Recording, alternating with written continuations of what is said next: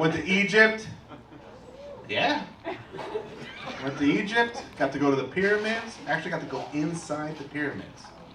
That's really cool. And I got to go into a room that nobody's been in since they built the pyramids. And I had an app that could translate hieroglyphics. And I translated these hieroglyphics, and they said, "Oh my God, I haven't seen you since high school. I hope you're doing well. How would you like to be your own boss and make $15,000 a month?"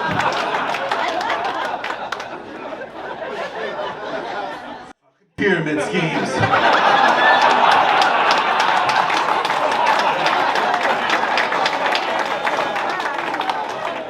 Now listen, some of you guys got that joke before I said pyramid scheme, and you guys are fucking awesome. Some of you guys didn't get that joke till I said pyramid schemes. I want you to see me after the show, because I got a way that we can both make a lot of money.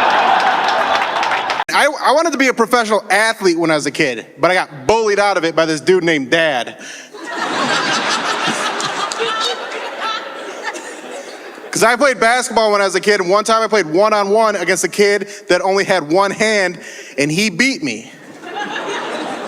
And I didn't have the type of dad that's like, if you just believe in yourself and work your hardest, there's nothing that can stop you. You'll make it all the way to the top. No, my dad was like, do you see why I don't like going to your games?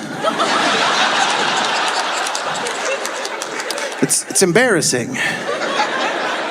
He's going left.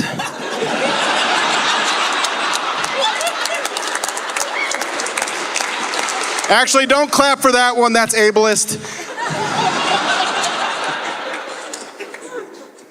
I got kids. Yeah, like I mentioned them earlier. They're actually my stepkids, but I raised them like they're my own. They're my ex-wife's kids from her first marriage. I take care of them, provide for them. They don't see their biological father. I stepped into that role. Cool. Sometimes people clap, but you guys are like, hey, you don't have to do that. And they're mean to me too. They're grown up now, but when they were like teenagers, my oldest daughter was real mean to me. One day she said to me, "I hate you, and I've always hated you." Now, in her defense, I did ask her to refill the Brita pitcher, so I probably had it coming. I also have a dog. I have a petite golden doodle.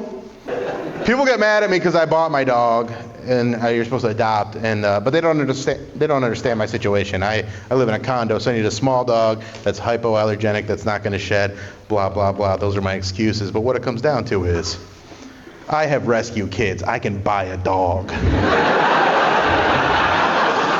I was raised Mormon, and whenever people found out I was Mormon as a kid, they'd always tease me. They'd be like, "Oh, Bill, you're Mormon? How many wives do you have?" And that hurt my feelings, and I start to cry, and I run home to my mom's.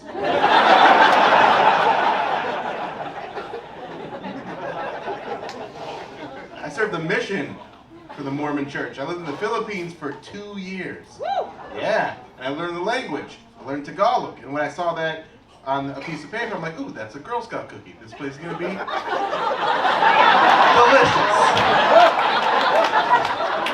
And it was for different reasons, which I'll get to in a minute. But it's a difficult language to learn. I was brand new in the country. I'm walking down the street one day, and this guy pulls a knife on me. It wasn't scary, because he was Filipino. He was pissed.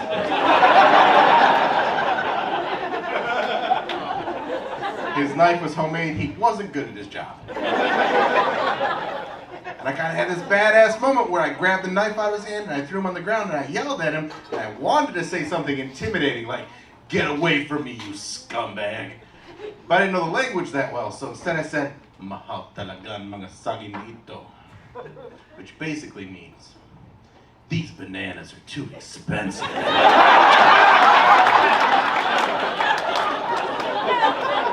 I still said in a badass way. That was just the most aggressive phrase that I knew at the time. Let me tell you about my office experience. So like I said, I work at a radio station, and here's what I learned about office culture. The better the candy on someone's desk, the worse the conversation you're about to have. It is a trap. Now it goes the other way too. Sometimes bad candy, good conversation. Like I work with this one dude, Trent. Trent's a funny dude. We talk about movies, music, sports, but his candy is trash. It's not even candy. It's raisins, little dusty boxes of raisins. You ever hear somebody call raisins nature's candy? Yeah, that's why we invented candy. Nature wasn't getting it done. Nobody wants to win a golden ticket to that factory. Like, oh my God, we're going to Dole. Hi, I'm Kevin. I'll be your tour guide today here at Dole. And these are grapes. Now we wait. In a few hours, I'll show you how they come out of the box in one big sticky clump.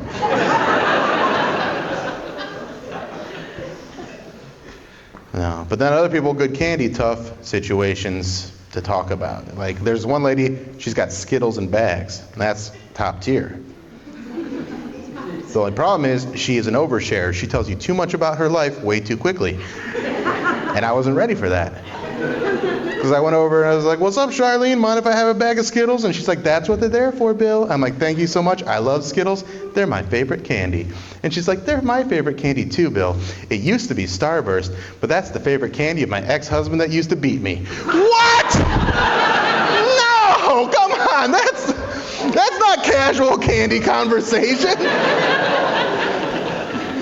Now I gotta stand there and empathize for 15 minutes because you can't just make a joke and be on your way. You can't be like, oh, does he work here too? I love Starburst.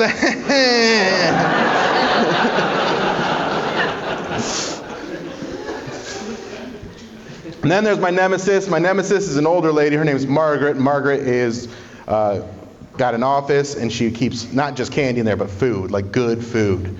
Because she has kids that are all grown up, and she still grocery shops at Costco like they live with her, but she doesn't know what to do with all the food, so she brings it to work and keeps it in her office that locks. And she's got everything in there. She's got those little orange crackers with the peanut butter. She's got granola bars, the soft kind, that don't turn to dust when you take a bite. Like, I don't know what's happening in the Nature Valley, but it needs to stop. Eating one of those candy bars like it was designed by Thanos. It's just like...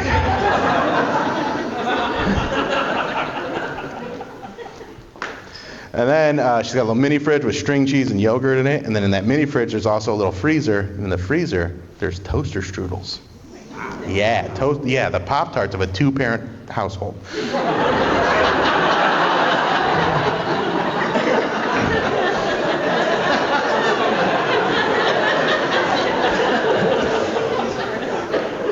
The only thing is, if you take any of her food, she's got a little quid pro quo. You got to go with her to church. And I didn't know that. So one day I went in there, got some of those orange crackers with the peanut butter, and she's like, Bill, here's the deal. Take those. You got to go with me to church on Sunday. I was like, I'll see you Sunday. Sunday rolls around, I ain't go to church. By the way, it's not like a fun church. It's like old white people. Like it was black church, sign me up. It's old white people church. Those are two very different churches. If there's a movie about black people church, they're the good guys in the movie.